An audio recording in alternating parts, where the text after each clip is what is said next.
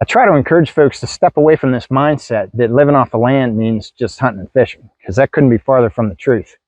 Right here, I have about a 10 to 20 foot wide swath. I had a road put in about a year ago next to some land that I'd cleared 3 years ago. And my hayfield's up. And right here I have a locust tree that just within a short amount of time, I mean, you can see it's a lot taller than me. And within a couple years, this is going to be big enough that I can make fence posts out of, use it for pole buildings, or even just cut it for firewood. And then also all along here, I have a ton of medicinal and edible plants. There's goldenrod. You have yarrow. I've had to use this a number of times, crushing the leaf.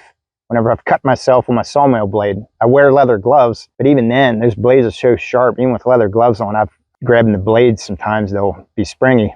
I've cut my hands, I've slapped some yarrow on, and it'll stop the bleeding in a short amount of time. And the wild carrot, the Queen Anne's lace, you can eat the root just like the carrot. And there's hickory. And I'll have to thin some of the trees out eventually, just that way they don't crowd each other out.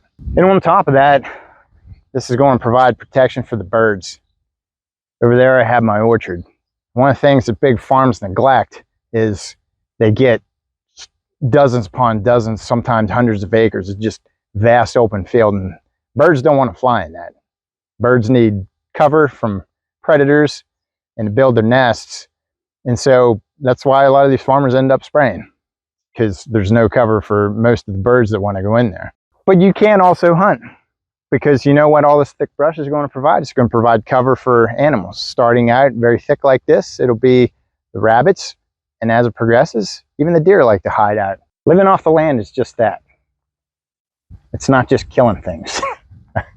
You know, you're working with things, and you're living on the land. You're living with the land, and that's what the old timers did.